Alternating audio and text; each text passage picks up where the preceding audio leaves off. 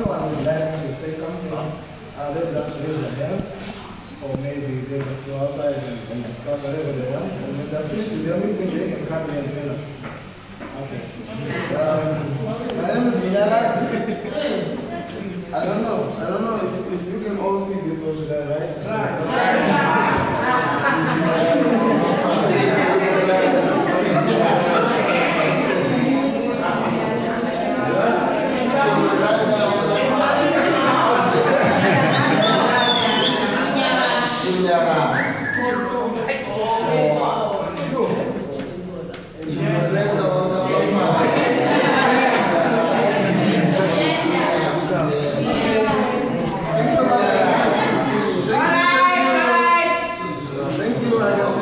I can see you're so happy. Yeah, thanks so much.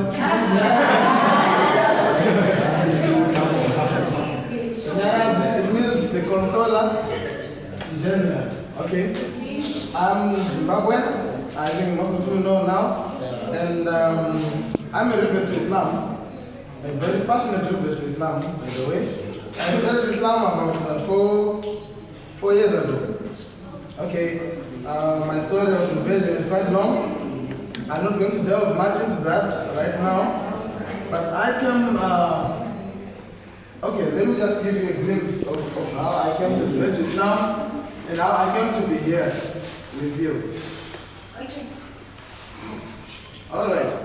I was born in a very Christian background, and I grew up in a country town which is very Christian. There is no masjid in that place. All right. So when I was moving around, my parents passed away when I was doing my, what do you call it? They call it pension around here, but they call it ordinary level in Zimbabwe. So my parents passed away then, and I was left with only myself to look after me. I had a brother who was a drunkard, and I had a sister, a cousin sister, who was a professional prostitute. Whoa! Yes,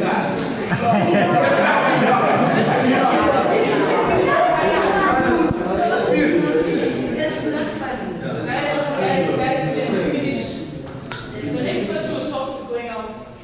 It's very tough when I talk about this because my sister passed away and my brother up to now, he is 38, he's not yet married because of alcohol and drug abuse. Okay, so I could not emulate any of these people, and I was left with the choice of going to find guidance, seek knowledge in the churches, because that's where I knew that there's guidance in there. So I had to go to this church, open the Bible, this church, open the Bible, because I had to find really the verses. Where do the people in church get the knowledge that they give us, right? And if they have the knowledge, where do I get, where is the source? So I had to read the Bible and I had to go to church. And each time I want to tell you how I experienced it. I'm not saying that church is bad, right? Each time I was going to this church, I was opening the Bible and reading. I could find something very fundamental that was going against the commandments being uplifted in the church. Something like idol worship. Open Exodus 20, verse 1. He says, "Hey, I'm the Lord your God who brought you out of Egypt, the land of bondage. You shall have no other gods besides me." It emphasizes the oneness of God. That's in the first commandment in the 10 commandments. So I would go to this church. Now, you shall have no other idols besides me. That's what goes on, what God says, actually, in the Bible. Right? You shall have no other gods besides me. You shall not bow down to any idols. And it talks about the genocide. Right? So I would go to this church, I would see an idol there, and then I would say, no, this is not relating to what's in the 10 commandments. Up to the extent that I asked, should we go to church on Sunday when it is written we should attend church on Sabbath? So I was going from church to church, from church to church, from church to church, until I said, no, I'm not going to church. Because what I'm saying in these churches is not what is in the Bible. Because I thought the Bible is the word of God in its wholesomeness. I'm not disparaging the Bible, but I'm telling you what I thought about the Bible at the time, right? So, because they were not telling me the source, I had to leave. And I came to a position where I said, I don't have any religion. I believe only in God. And I'm going to worship God in my house. I don't have to go to anyone to tell me about God. I'm just going to take my Bible and go to the river and meditate. Because we've got rivers, we've got mountains outside. So I could just go out into the mountain, into the wilderness, into the wild, listening to some birds chirping, and then I meditate on the Bible. I was reading on it in the Psalms, and in the Gospels, and in the Torah. Okay, in the Quran it says we review the Gospels and the Torah, and it is a guidance. Definitely, the Bible led me to Islam, because it talks about the oneness of God all through the Old Testament. You know what I'm saying? The key thing, the oneness of God. Right? What I was against is, I was being told that you cannot explain God. God is the Trinity. God is 3 in 1. And I was asking, how can 3 be 1? I went to school, and I can count. If there's God the Father, and there's God the Son, and there's God the Holy Spirit, if I can count, if I'm grade 1, I know that this is 3. Now, you cannot tell me that this is 1. I have to understand how he began. Now, I looked at, you know, when you look at things, sometimes you've got to go back to the source. My main source was the prophets who were sent and commissioned by God. What were they saying? There is not any prophet in the Bible who talks about the Trinity. Never. Even Jesus himself, he never talks about the Trinity. He never says that he's God. He never says he's the Son of God. He says he's the Son of Man. And he teaches people to pray, our Father who art in heaven. Right? Our Father who art in heaven means our Father who is in heaven. Now tell me what the difference between our Father who art in heaven and Bismillahirrahmanirrahim in the name of Allah, the entire message of the special message. There's no difference. The prayer is directed to one. The Father who is in heaven. That's Allah. So it talks about one. So then, I didn't know about Islam back then, right? I just come from South Africa. I was guided by someone in South Africa back then. You know, I have a tough background. After I had done my advanced level, I did some gardening here because things were tough. Back then, things were tough in Zimbabwe. We couldn't find something to eat there. And then I went back and then I started teaching some students. So when I was teaching these students, this Form 1, they call it Form 1, Form 2, Form 3, and then Form 5, Form 6. When I was teaching these students, I came across another youngster. His name was Nigel Muhammad. They had nationalized the Muhammad. It was not called Muhammad. So Nigel Muhammad was a brilliant student. I was always wondering, how is this student brilliant? So I took him into our house, because I was staying with friends. No relatives, no anybody else. I was staying with friends. Taking friends from their homes, bringing them home, staying with them. When they grow, win them off, they go. I get some friends, stay with them. Okay, so Nigel talked to me about Islam, just a little bit. You understand? And then I started tuning in to this channel called ITV. Okay, before I tuned into ITV, I tried some vegetarianism, I tried to explore some Buddhism, some Hinduism. Does it make sense? Well, I couldn't settle for that.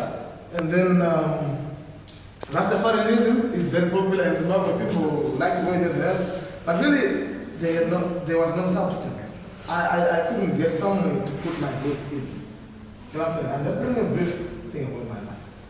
Then I came across this ITV, and there was Mufti Ismail Man, this Mufti who is in Zimbabwe. And he was saying something there. And you know what? I thought I was clever. And I really attained some good grades in class, in school. But then, these Muslims, they were so intelligent. And I couldn't fathom, where did they get all this intelligence? How? What's their secret? So I listened to him. And the next day I found myself wanting to listen to him. The next day I wanted to listen to him. Tell you what, I've never met a Muslim who is really practicing in my life. I first saw them on TV. Nigel Muhammad was a cultural Muslim. His parents were Muslim, his grandparents were Muslim, so he was not really practicing. So I listened to the Mufti Ismail, and I was perplexed. I was flabbergasted. I was bamboozled.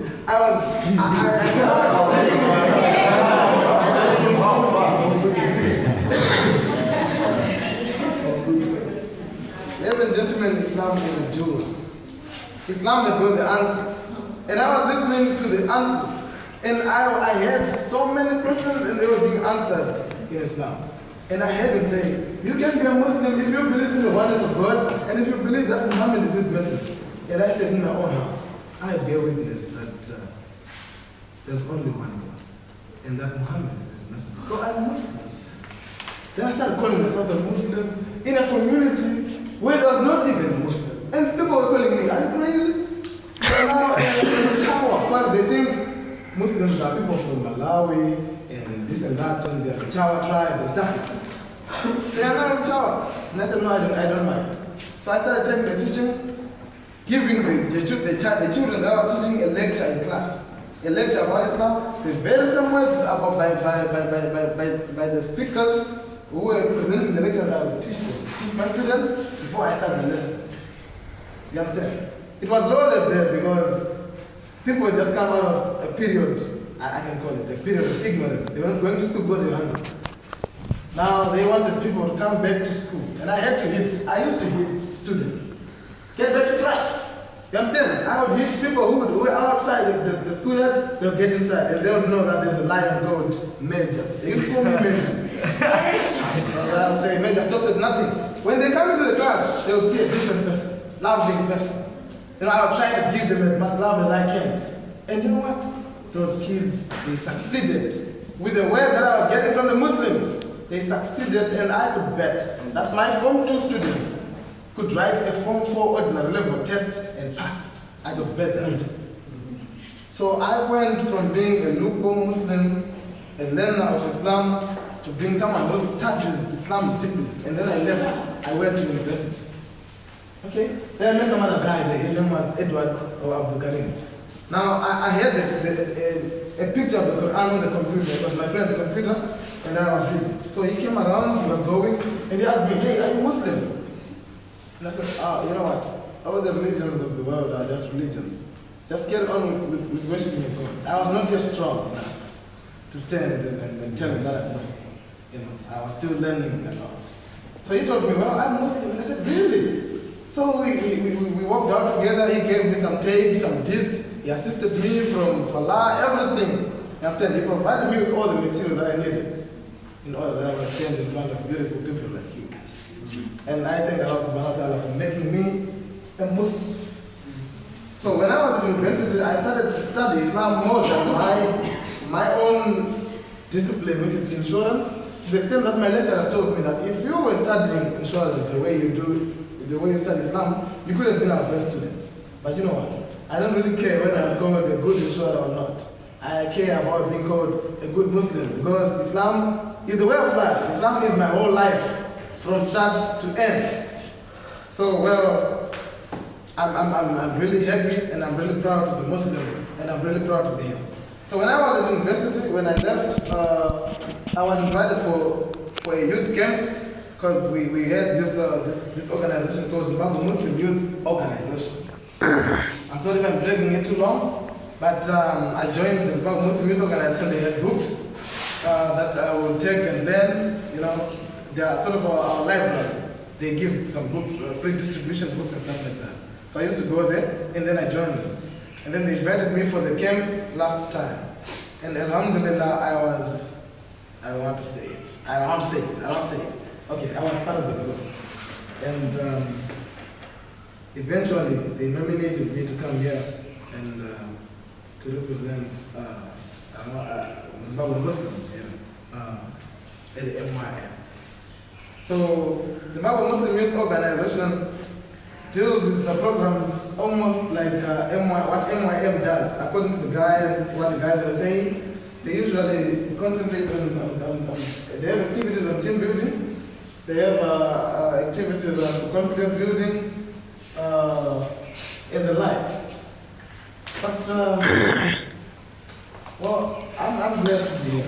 I don't know, any question that you'd like to ask about myself, about Zimbabwe Muslim Youth Organization, I mean, about Zimbabwean Muslims, and about Zimbabwe at large. I welcome those questions. You may ask them right now if I'm given the time. Okay, I've been granted the time. Thank you so much. I welcome any questions that you might have. Be very comfortable and ask in however manner you can. I'll try to assist. Thank you so much. Do you have any more family members that are Muslim? No, definitely nobody. In my family, I'm Muslim. In my mother's family, there are no Muslims there. In my father's family, actually, there are no Muslims there. Actually, you understand? I cannot talk about my father's family. They don't give it them. They don't care. They don't care. Yeah, they don't care. How is that official? Okay. I'll take you next, and then he comes next. No, wait, just a question. Patience and perseverance bring success. I'll take you with the other one. He asked me how it is for me that my other relatives are not Muslim. He asked me. Yeah. Are you sleeping? No. I'm writing. Okay. He asked me how it is that my other family members are not Muslim. Well, it's really tried. They really try sometimes to make my life hard. Because they were labeling Muslims as witches. You understand? This thing about people who don't know about Islam and who just jump into conclusion, they were mystifying Islam, they had so many myths about Islam, and they were labeling me.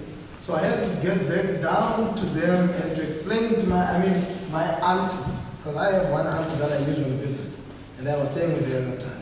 So I had to explain to them, no, Islam is like this, Islam is like this, Islam is like this. There are also some Indian Muslims, there are also some American Muslims. Look at this channel on television, it's about Muslims. Look what we believe in the oneness of God, and what we believe in the oneness of God. And they said, yes, and I said, okay, so we are the same. We have got similarities here. Okay, we believe in Abraham, we believe in Adam, that Adam is the son of mankind. Do you believe? Yes. We believe in Noah, that is the prophet of God. We believe in Moses, that is the prophet of God. Who did this and that miracle. We believe in Jesus Christ, that you are sent by God. You believe in that? And they said, yes. And I said, you know what? We are very similar. So why should we fight over these things? These are very small things that I'm just called a Muslim, and you are called this one. But we are just the same. We believe in the same basic things, it's only different names. But this one is Arabic and this one is Shona. And alhamdulillah, they came to understand that. They came to understand that, and I've been I've been their love. They love being around me, and I can see that. And I love being around them too. Thank you so much. I'll take the other person. Yeah. So you said that you no longer have family ties between your father's son. Well, what happened is that my father had several wives. You understand? My father had several wives. And really, I don't know whether he paid Lobola for my mother or not. Actually, I don't know. Maybe they just played an argument. Maybe my mother wanted the baby. I don't know. So really, they don't really care about me because they think I'm an illegitimate child. And I don't really care anyway. Along your journey in self-discovery and finding the true religion. Excuse me, please. Excuse me, I'll send you out. On your journey to self-discovery and finding the religion of true satisfaction, which is Islam, the way of life. And like within the principles of Islam, no matter how the people retaliate negatively towards who you are and what you stand for, if there's a lineage between you and that particular person, you must always try to have family ties. Because like when I do a certain example, like our beloved Prophet Rasulullah, he had a lot of sorrow looking to the incident which happened in Dalit when he was pelted and pelted. But when Allah sent an angel and said, oh, my beloved Rasul, I started taking this mountain and crush this whole nation of Dalit. He said, when you Allah, the children of their children will be Muslims. And inshallah, today Dalit is a Muslim country. So my advice from me to you as a brother in Islam, try to bond with them and have family ties, irrespective of the history, how hurtful, how shaky it is, shaking your life. Just try to bind their thing, just for to do what is right Islamically as a brother. Thank you so much, brother. Thank you so much. I have a question for that, because I'm also in the same incident. Yeah. What if they don't want to hear about your Islam and they don't want to hear anything about you, and they want to chase you out. If you're essentially universal swallow, it doesn't mean you just have to hide that. I was in a situation whereby I'm the only Muslim and I'm in a Christian community where there are pastors. You see, now it became a problem when I started embracing Islam. It's like you are offending the family tradition, how the things have been going for generation to generation. Now you are changing the cycle of life the way they have been living. Yeah. But once you sit down with them, they don't understand where you're coming from. You persist, because you know the truth, you find the truth for yourself. So irrespective, they accept the truth. But the family ties, you must always keep the family ties. Even if it means like when you're with them, you don't talk about Islam. You just talk about family things beside Islam, but you know the truth is being I'm a Muslim. And I always stand for my Islam. I won't compromise myself. I won't compromise my Islam. Maybe when you say, no, it's time to pray now. Let's do what. You don't do that. When you slaughter something there, you've done something, you know that's haram. You see, you don't compromise your Islam in terms of doing things which are against Islam, but you can compromise yourself as an individual to accommodate them in order to obey the rules of Islam, which means that every time in that making sure that I wish I had thank you. All right, thank you so much. I'd like to thank this brother. I know you've got questions. I'd like to thank this brother for taking his time to counsel on me. You know, I'm still a kid. I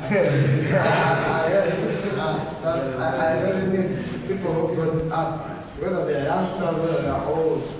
You're all my parents and they're all my brothers and they're all my sisters. The family that I know is Muslims. So when Muslims tell me to keep family ties, I'll try as much as I can.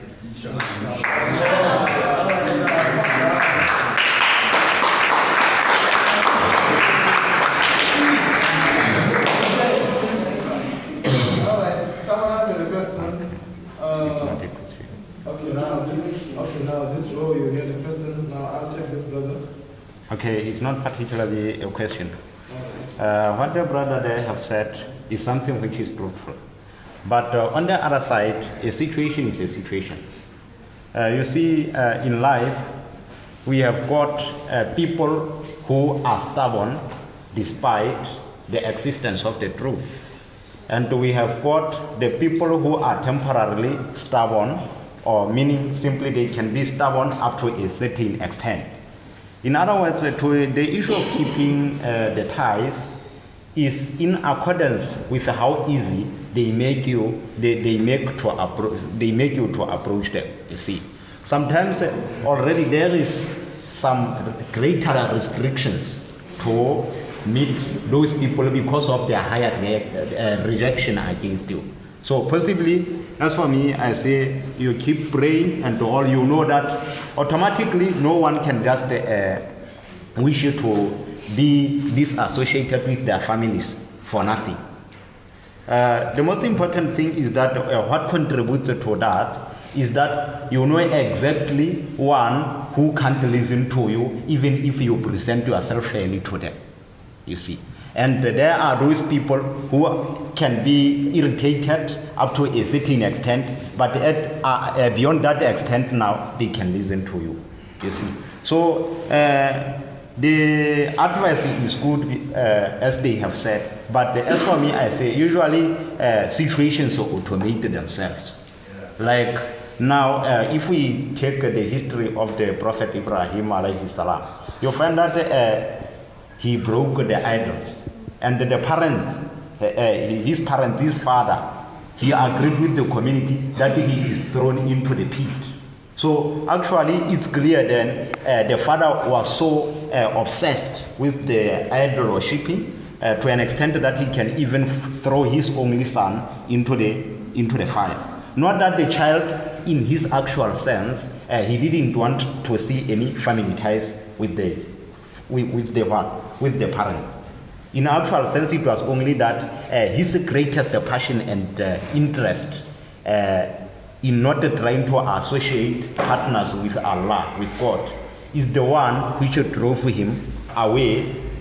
Simply, it's what made the parents disassociate themselves from him, not that he himself disassociated himself from the parents. So in actual sense, on your side too, you came to see how these people distanced themselves from you, not how you distance yourself from them. Thank you so much. You see, so every situation looks like that.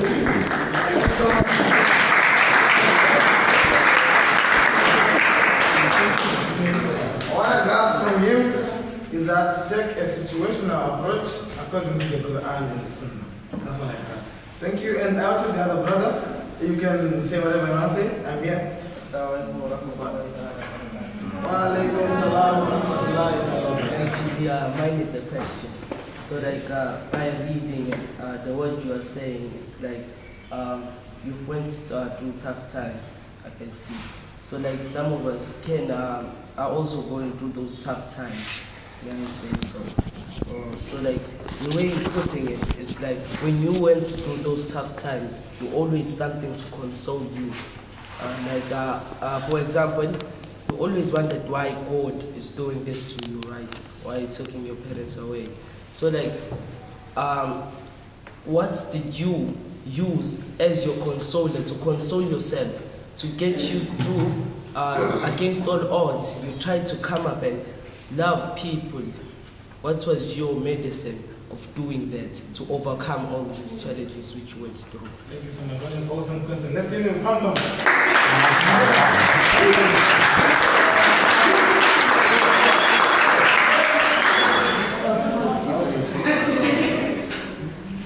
The best speech is the speech of Allah subhanahu wa ta'ala. So whenever I would have questions. Whenever, even though I would look in books which were written by mankind, I did not find it. So what I thought first, I thought the Bible was written by Allah. Let me go into the Bible. And really, I read the Gospel, I read the Torah, I read the Psalms. Actually, the Psalms gave me consolation before the days of Islam. You understand? The Psalms, they would, when David would talk, would cry, would make his prayers to God, the way he would play, and the way the messages were given to the Bani Israel, the children of Israel, it really gave me inspiration there. Right? Okay, I'm trying to show you a glimpse of what I used to do when I was a Christian. If you open the Bible there is inspiration. We reveal the gospel and the Torah. In it there's a guidance. Right? And then when I went into Islam, against all odds, if you read the Quran, it has got answers for most of the things, and some that you even wouldn't have asked. If you want to know how someone can walk on the wire, and how someone can change money, can change this paper into money, you find it in Islam. You can know how they do it. They use the jinn and the devil. The answers are there in the Quran and in the Sunnah. You understand? So reading the Quran and the Sunnah and Hadith, that gave me the consolation. You get what I'm saying? That gave me the consolation. Seeking refuge. Let's say, for example, what can I say? I'll give an example of an ayah, of a surah, maybe surah to Quraysh. I'll recite it and then we'll talk about it. Bismillahirrahmanirrahim. Bi'illah fi Quraysh.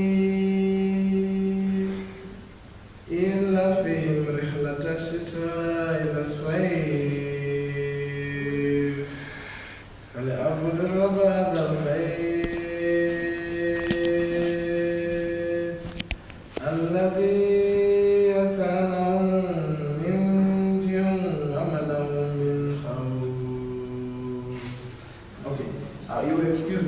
so I don't do much into the linguistics of that. I'm just going to the meaning. Okay. By the accustomed, in the name of Allah, the entire message with the special message, not the English translation. By the accustomed security of the Quraysh, the accustomed security of the caravan of winter and of summer. Right? Let them worship the God of this house. We have saved them, we have protected them, saving them from hunger, and protected them, saving them from fear. You understand? Ayat from the Quran, they tell you, who has protected you, saving you from hunger? Who has protected you, saving you from fear? You understand? It is Him. So let them worship the God of His house. So in whatever trial and tribulation that you get, you always find the answer in the Quran. Okay? We shall test you. I'm going to say just in another translation. How we can see that the Quran is a medicine for mankind. A medicine for diseases of the heart, and a medicine for diseases of the mind. You understand? We shall test you with losses in lives and property. Right? For those who are Christian and perseverance are those who are successful. I'm just transliterating. You understand? Those who are patient and persevering are those who will be successful. You understand? So the taste, you get to know that the taste comes from Allah. The taste comes from the one God. Right? From Jehovah. I'm going to say it because Allah, the one God, is called Jehovah. Right? Yeah. The taste comes from Him, and everything that we're given, according to the Quran, I just want to explain how I dealt with situations. Everything that we're given, be it the wealth, be it the prophet, is a test from Allah. I said, so when you are going through a test, you know, when you know that is a test, you strive so that you pass the test. You know what I'm saying? So that's the way I was doing it. Seriously, you can be content with nothing. You don't have any food, and you can spend the whole day drinking tea. I can do that. You spend the whole day drinking coffee, and you feel very full inside yourself. Because you believe me. You understand? You can spend the whole day content with nothing. You understand? So that's the way I did it. And I don't have any more to say. Allah.